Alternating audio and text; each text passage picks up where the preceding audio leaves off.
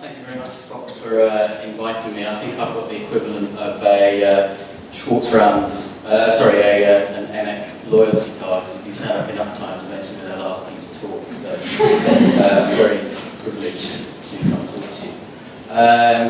So I'm going to talk to you about Schwartz Rounds. Some of this ground has been covered very expertly by Kirsten already this morning, but this is a slightly different context. So I'm going to start with a story of a kind of mild summer night about a year ago in West London. I was doing a trauma team lead shift, TTL shift, at St Mary's, our trauma centre. It'll be a nice quiet night, a bit of extra cash, should be okay, should be a nice one. Of course, that never happened. And we had what I call a very traumatastic night shift right from the outset.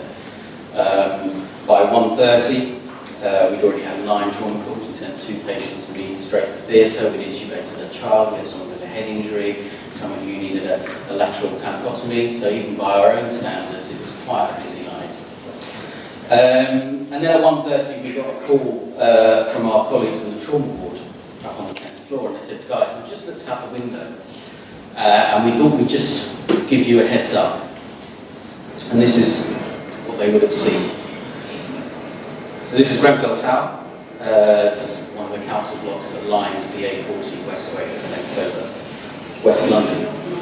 The fire started in the fridge on the 4th floor, in the 4th floor flat. 999 call went out 5 minutes later. After about 15 minutes, the flames were already easily visible outside the building, going up the now infamous cladding.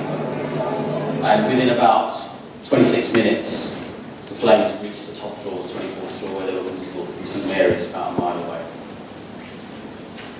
So about 15 minutes later, a major incident was declared, so I thought, right, great, this is a good opportunity for me to read the major incident plan. Oh, actually, yeah, just ignore that page, just carry on. But in the major incident plan, my role as the TTL was to be the resus consultant, so to marshal the troops, as it were, in resus to take the P1s and the P2s, the most severely injured and sick patients from the major incident, and coordinate the response in resus. We have a major incident WhatsApp group amongst our ED consultants, so then I put out a call even before the actual automated call went out from the hospital to say, this is what's going on, I need all hands on deck, if anyone's available, please come in. I then also called my colleague who was on call that night, because their role would have been to run the department, so kind of like a bronze command, running the entire, having an overview of the entire department during the major incident. Her phone went straight to voicemail.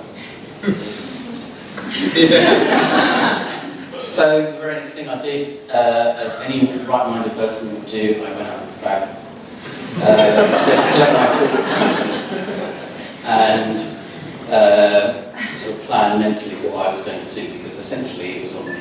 I was no longer the resus consultant, I was the consultant in charge of the entire emergency department. And then as we got everything ready, our staff started coming in the middle of the night, and it was an amazing response. We'd already kind of been practiced already, because we dealt with 2 major incidents already that last year. This was in the middle of the night, and so in that context it was a fantastic response. We had professors of vascular surgery, rheumatologists, acute physicians, surgeons, anaesthetists, intensive care, PICU, everyone coming in. We had at one point we had about 40 consultants in resus alone. And then aside from that, we had midwives, blood bank technicians, porters, site managers. It was an incredible response and a very rapid response.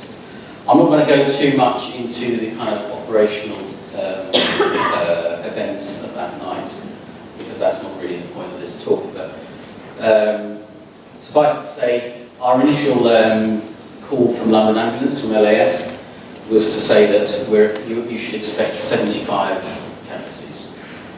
Which that was a bit of a brown trouser moment, because St Mary's, for those of you who know, is a very small emergency department. We've got capacity probably for about 35, 40 patients at most. And then we get updates, further updates, so every half an hour or so from LAS on the back phone, say, well actually, no, it's not 75, it's actually 50. And then half an hour later they call, actually no, we're not expecting 50, probably about 35. Actually no, not 35, 25. And our immediate gut response whenever we got one of these updates was great relief. Thinking, oh thank God, we're not going to be overwhelmed, so I have no idea what we're going to do with the department with 75 patients. And that was immediately followed by guilt. And we looked at each other and thought, okay, we should really be happy because we know what this means. During the night, I was going through resus, rushing through resus on the way out to the ambulance ramp to triage to check on how they were doing. And a woman on the trolley grabbed me by the arm. And the first thing she said to me is that I've been here and I need to tell someone, I need to bear with this, I need to tell someone about what I've seen. No one's spoken to me and I need to upload. I need to tell someone what I've seen. And for the next couple of minutes she told me, she came down from the 13th floor and she went down in the lift. And for the next couple of minutes she told me what she'd seen, which I'm not going to share with you today. But I'll never forget what she told me. She then also said to me, I came out with my dad, my 82-year-old dad, and we got in the lift, and the lift was absolutely jam-packed, and he literally shoved me into the lift. And he said, don't worry, I'm right behind you, I'm going to come in the lift as well. And I turned around, the lift door was shut, and he wasn't there. So she gave me his name and his date of birth. She said, can you find him, please? So I took down his name, wrote it down, and went out to the ambulance ramp to a couple of police officers, and said, can you see what we can do? He had come into the department by then. Anyway, so the night carried on, and by the end of the shift we actually had 17 casualties as opposed to 75. There were 2 children who arrived in cardiac arrest. There were 4 children who went to the ICU, 2 adults I think. We had lots of surgeons ready because we were expecting major trauma. We were kind of, I guess we were kind of prepared in a way for the terrorist incidents that we'd already faced. And so we were expecting a lot of patients with burns, and in fact our neighbouring hospital, Chester Westminster Big Burns Unit, they were also very activated to expect lots of burns patients. But as it turned out, almost all the patients were essentially suffering from smoke inhalation. Anyone who sustained major trauma or any kind of traumatic injury, or anyone who sustained burns, didn't make it as far as hospital. So then I went home, I finished my shifts, pretty exhausted, at 11 the following morning. Pretty soon afterwards we realised, collectively, or even while it was going on, we realised that this night wasn't like the others. So St Mary's had been part of a major incident response for the Westminster attack, the London Bridge attack, and now Grenfell. But we realised that Grenfell was something different. The terrorist incidents, in a way, it's a bit easier to kind of digest. It was good versus evil. We knew who the good guys were, we knew who the bad guys were. We knew fairly rapidly what was going on, what we needed to do, and so on. Also, with the terrorist attacks, you get that immediate sense of quiet defiance and determination to carry on as usual, not just as a hospital, but also as a city, and as our friends and colleagues in Manchester will also be able to testify to that. But Grenfell was different in a number of ways. There were no, well certainly at the time, it wasn't clear whether there were any good guys or bad guys. Everyone was good guys. There were differences in other ways as well. The number of children involved, and there weren't really many children involved in the terrorist incidents, but I think nearly half of our patients from Grenfell were children. There were people coming in not in their normal clothes with ID, whom we could easily identify, but people in their pyjamas, people who are torn out of the most secure place in their lives, out of their beds, out of their bedrooms and their flats, in their pyjamas and t-shirts, and even less, with no ID. And some patients, in fact, weren't identified, some children weren't identified until days later on PICU, which is incredibly distressing for the PICU staff. Also, this was a local disaster, this was a local tragedy. So this diagram is something I've put together myself. 3 points of the triangle are the 3 hospitals at Imperial College NHS Trust: Hammersmith, St Mary's and Charing Cross. And inside the triangle is Grenfell Tower. So Imperial, we've got these hospitals with national and international reputations. But to the people of Grenfell Tower, we were their local gaff. We were the people of Grenfell Tower used to come to us day in, day out with their serious problems. These were our base. We were their people and they were our people.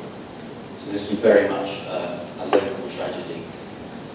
In fact, there are a couple of members of staff, there was a lab technician and occupational therapist, I think, who actually lived in Grenfell Tower. Fortunately, neither they or their families were directly affected and they all survived, but it kind of brought home how much of a local tragedy it was to us.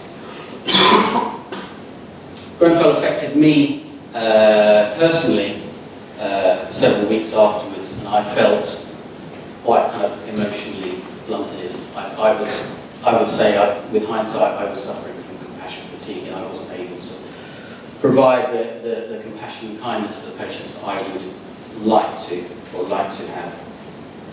And I have to say, it also affected life at home.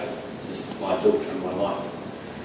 I went back that following morning. My daughter was off school. I just put on children's TV and had a cuddle with her.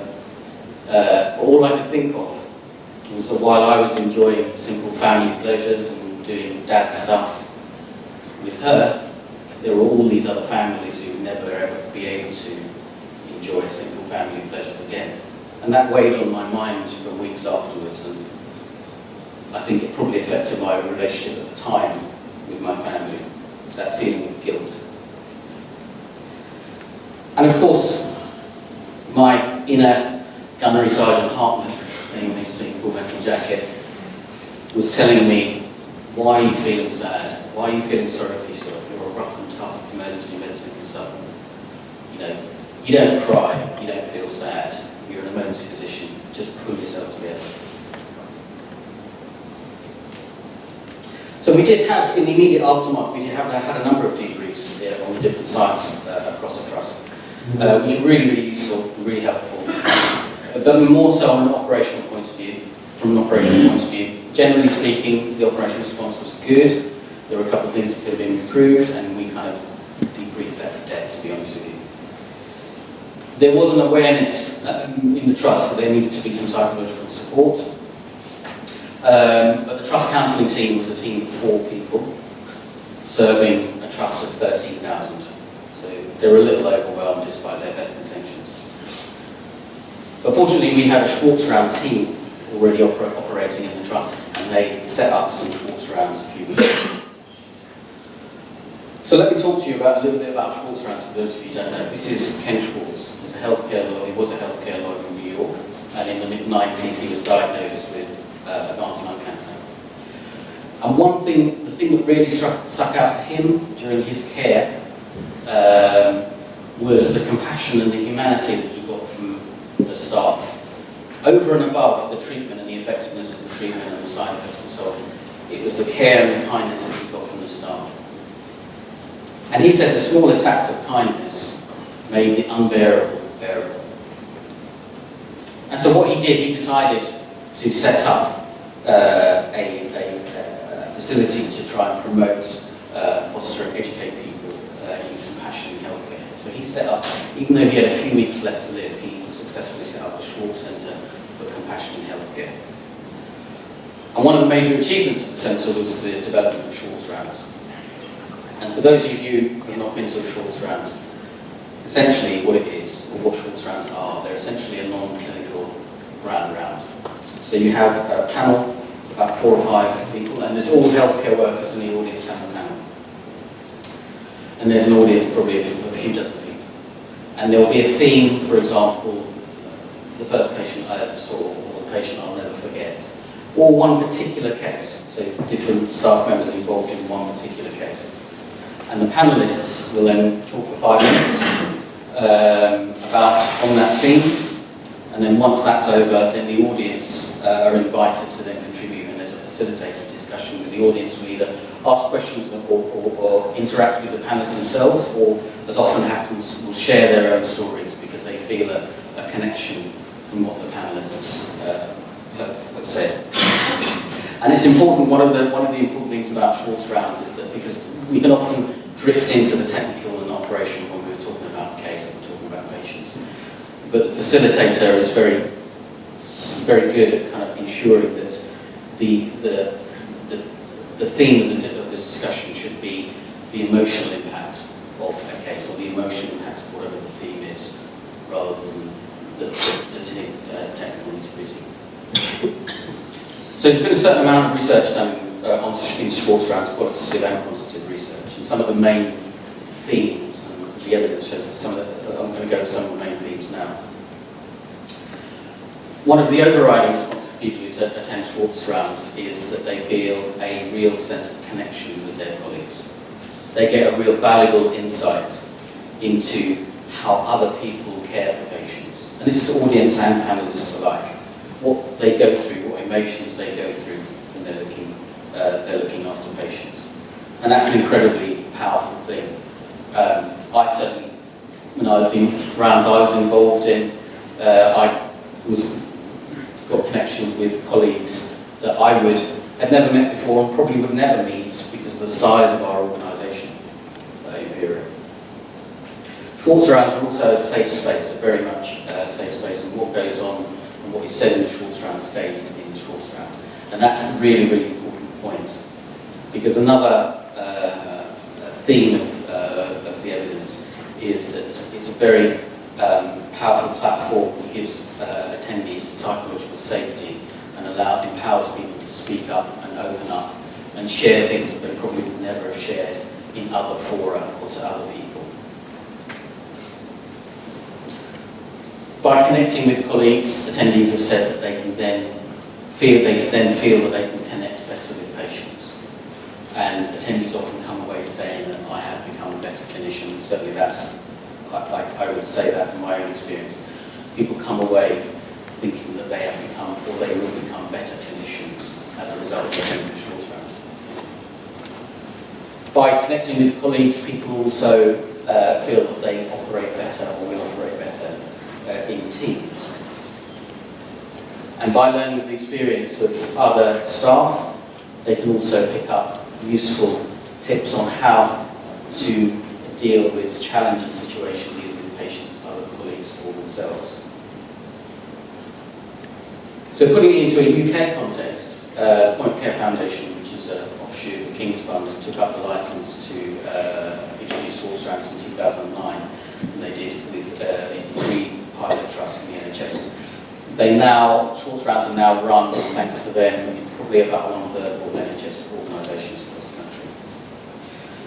The Imperial experience started in 2015, 3 years ago, as opposed to the first rounds that we run. And the team, the Schwartz Round team, is 2 clinical psychologists and a few clinicians as well, consultants and senior nurses have also now joined on to help run the rounds.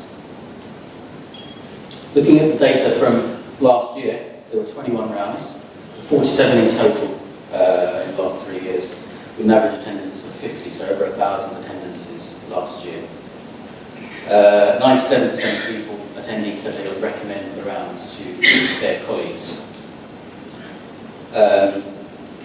97% of people said that gives them an insight into how others care for patients. 85% said they felt more connected to their colleagues. And 87% said it made them better carers for their patients. So going back to Grenfell, so the Schwartz Round team then set up 3 rounds about 2 months afterwards, in August, on different sites. They were attended by, on average, over 90 people per round, so they were quite big. I was on the panel for the St Mary's round, and I was also in the audience for the Charing Cross round, and they were very, very powerful, very moving occasions. This got us thinking in the emergency department about what we could do. Because it's not just all about major incidents. Yeah, sure, major incidents puts a special kind of strain and psychological strain on the ED and the organisation as a whole. But stress, or the kind of pressure that we're under is all year round. Winter pressures is a bit of a joke term really now, because we might get a couple of months of school holidays where it's a little less busy, but essentially it's all winter pressures. And particularly in the ED, there's lots of problems around the NHS, and there's a real crisis and urgent care and acute care. But the ED, the place with the big red sign that stays open 24/7, seems to be the crucible where they all kind of coalesce and reaching boiling point on a daily basis. And who stops the staff? Or who's stopping the NHS from crashing? The NHS probably should have crashed ages ago. This is a quote from Chris Ham, Professor of the King's Fund, and it's the staff that have stopped and prevented the NHS from crashing. But we're not buffers, we're just humans. You know, we can't be entirely unaffected by the emotional burden of loss and moral distress and the physical exhaustion of having to work in acute care. We know as a specialty that emergency medicine is a specialty that reports the highest rate of burnout symptoms, and in fact there was an American study done that also showed that emergency medicine or emergency physicians have the lowest life expectancy amongst hospital physicians. Maybe I should stop smoking, but anyway. And as with a lot of things in life, I return to RuPaul's Drag Race for inspiration. It's one of her many quotes, modelled by my 5-year-old daughter who's already addicted to Drag Race. But the point is that we can't look after our own selves, and we can't repair ourselves, and we're not going to be effective carers for our patients. So in ED, we realised last winter, we thought, right, well, we're going to, of course, our main focus is the 4-hour standard, which we met with flying colours, just like every other department in the country, of course. But close behind, we decided that actually well-being was going to be a focus going into Mitra, and we set up a well-being forum where we supported a lot of new ideas that sort of come up, lots of different little things like meditation sessions, quiet rooms for our staff, social events such as pub quizzes and fun runs, and so on. One particular success was our own positive reporting system, which the next speaker is going to talk to you in a lot more detail about. Another thing was Schwartz Rounds. So we went to the Schwartz Rounds organisers and we said to them, we'd like to set up our in-house rounds because we think if they're more intimate, where everyone knows each other, people will be more likely to open up. We can cover themes that may be specific and more relevant and relatable to working in an emergency department. So is that something that we can do? We had our first round. This is not our first round, by the way. Wear a white coat. But our first round was in April, and we did it on the theme of the patient I sent home. And I chose the topic because it's something that is often fed back to me by my trainees and junior nurses. It's something that literally keeps people awake at night after they go home from their shift. What happened to that patient I sent home? Did I do something wrong? What if they come back, in a terrible state, etc., etc.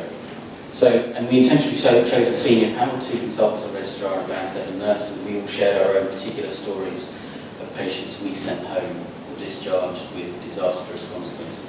And it was a small group. It was about 30, so much smaller than the hospital-wide ones. But it went extremely well, and the feedback on the main key metrics was overwhelmingly positive. And a couple of other things for people, and people felt that they came away as more caring clinicians and more effective carers for their patients. The other thing was that people came up to us saying we should be doing this on a regular basis. So that's what we started doing, and this is the second round that we did a week ago, and we've taken 2 team members from ED, and actually our friends in Site Liaison are also working closely with us, and they've got 2 people, and those 4 people are being trained up as facilitators, Schwartz Round facilitators, and we're going to go forward, hopefully have them on a regular, on a 2-monthly basis. So I want to make a case for Schwartz Rounds, which kind of brings me back to why I'm talking about Schwartz Rounds here. I want to make a case for Schwartz Rounds as an educational tool. And, it's a bit of an existential question, but what is the point of medical education? Are we teaching people to be technically very proficient and know lots and lots of stuff? To be kind of, robot doctors and nurses? Are we also teaching people to work effectively in a team and lead a team and communicate effectively? Yes, of course we are. But also, are we teaching people to be more compassionate, kind, and better carers on the emotional side of being healthcare workers. If I was just interested in the technical aspects, I would probably become something like a scientist or a biology teacher. But if we're all here because we're interested in people, we're interested in people's lives, and we're interested in being there to help people when they need us. This is Maya Angelou. She said, I've learned people will forget what you said, people forget what you did, but people will never forget how you feel. And that is how patients feel. When a patient in the ED is tired, stressed, in pain, frustrated, angry, they don't listen to a word you say. And the evidence backs that up as well. But what they will remember is whether you were nice to them, whether you were kind to them, whether you bought them a blanket or a glass of water. Or, conversely, if you were unkind to them, if you were rude and short and abrupt and made them feel small. So can you teach empathy, compassion, kindness? Is it something, or isn't it just one of those airy-fairy things that kind of you pick up by osmosis? Or is it something that it's already inbuilt? Well, we already know the power of storytelling. We've seen in other contexts that the story is a great vehicle for teaching, for learning. And I would argue that Schwartz Round is an organised storytelling session. People share their stories. And instead of one or two people on a stage sharing their story to an audience, it's actually much more interactive than that. You've got 4 panellists, and you've got the audience, so you've got lots of people sharing their stories and learning from each other. So I'm going to finish up with a short exercise in empathy. This is my worst day. Well, not my very worst day, but it's definitely in the top 10. 2nd of May 1992, when, despite being 2 points ahead and a game in hand, Man United somehow managed to contrive throwing away the league title. Not only did they throw it away, they threw it away to our hated rivals from across the Pennines, Leeds United. What I want you to do, if you said where someone did. What I want you guys to do, I want you to think, what was your worst day? So just take a minute to go through your memory and think what your worst day was.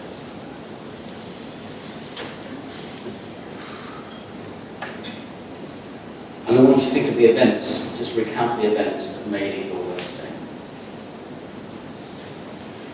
And then I want you to remember how you felt. How you'd never want to feel like that again and go through that experience again.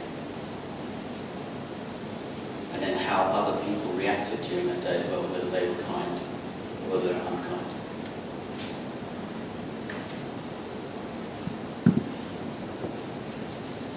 Maria Jafari had the worst day had her worst day on the 14th of June 2017. She was the woman who grabbed my arm that night in recess. We couldn't find her dad in the end. And then the end of the shift came, it was 8 AM, we were doing our morning handover in the middle of majors, the whole ED team. We had a very quick debrief. We were also handing over the patients in the department, but at the same time we were kind of patting ourselves on the back as well because we got through on stage and operationally we managed quite well. There are a few cubicles dotted around the handover area. What we didn't realise during handover is that Nadia, Maria's sister, had sneaked into the cubicle. And then whilst we were kind of patting ourselves on the back, we suddenly heard screams of devastation and heartbreak from behind the curtain when Maria found out that her dad, Ali Jafari, didn't make it out alive. This is Ali Jafari. He's an Afghan refugee. He was a jeweller. And he came over to the UK with his 2 daughters and his son in 2003. I next saw the Jafari sisters exactly 3 months later. I had the privilege of being invited to St Paul's Cathedral for the memorial service to represent the Imperial. And during that service, Maria very bravely got up and recited a poem, which was written by a 13th century poet, Arab poet, Rumi. And I'd like to share that with you. I will be with you in the grave and on the night you leave behind your shop companion. When you hear my soft voice echoing in your tomb, you will realise you were never hidden from my eyes.